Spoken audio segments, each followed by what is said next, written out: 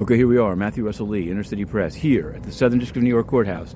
Today, Wednesday, February 19th, 2025. Now, today at 2 o'clock, Eric Adams will be in the SDNY. Yes, it's true. Judge Ho has summoned the parties. And the parties in this case involve Emile Beauvais. Emile Beauvais from D.C., Eric Adams, Alex Spiro, and all of it will be to how to proceed on the motion to dismiss against Eric Adams. Now, yesterday, Governor Hochul met with a number of people in her Third Avenue office up by the UN, and basically the output was that they're all waiting to see what Judge Ho does. We'll have to see that. So that's really, it seems like passing the buck, frankly. Not passing the buck. It's a funny hurry up and wait, as they say. But we will be there. We'll be covering it closely, and we wrote the book Sovereign District ? It's up about all the Sturm and Drang. Yesterday I actually spoke to a longtime associate of Mr. Emile Beauvais here in the SDNY.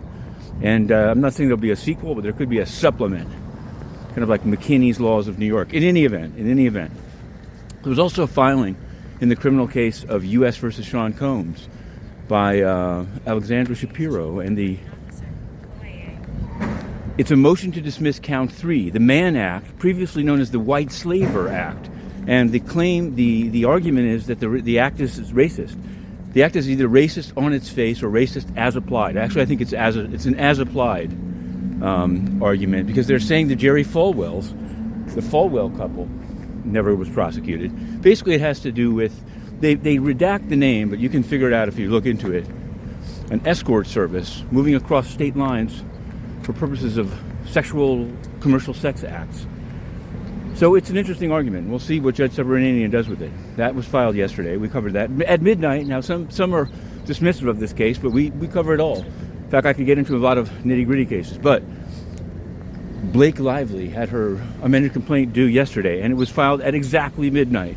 And we were the first to write it up. We wrote it up. Somebody said, the country's in crisis. Why are you writing about this? But we can do it all. In fact, I covered a case in the magistrate's court in which a dual citizen of Venezuela and Peru, on drugs and gun charges, was detained. It's an ICE detainer, but it seems like there's actually going to be I'm going to follow that case to see what happens. Some people believe that people are then just put on a plane and flown back to Venezuela. I think there's going to be a whole SDNY proceeding, so we will cover it. There's also a trial about to begin in another case that we've been covering, Charlie Javice, U.S. versus Charlie Javice. It's basically J.P. Morgan Chase versus Charlie Javice. They didn't do due diligence. She defrauded them. Now there's a trial. This will be the second day of jury selection, and I believe the openings will be tomorrow, Thursday, if all stays well. The jurors have to wear masks. Many people are trying to ask off the jury, not only for that reason. Nadine Menendez, final pretrial conference. And finally, before I get there, the rare UN SDNY story. As we've reported, survivors of October 7th sued UNRWA because there's evidence that UNRWA staff participated in the terrorist attack on October 7th. But not only did UNRWA say, we're immune, we don't have to do anything, as they did in Haiti when they brought cholera, as they do about censoring and banning the press, but the State Department also, at that time, said they're immune. Well, the new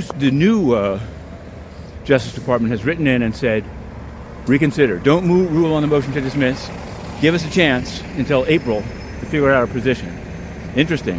How does it apply to censorship at the UN? We'll see. It's all a big litmus test. We're here at the Southern District of New York, waiting for Eric Adams at 2 p.m. To be continued.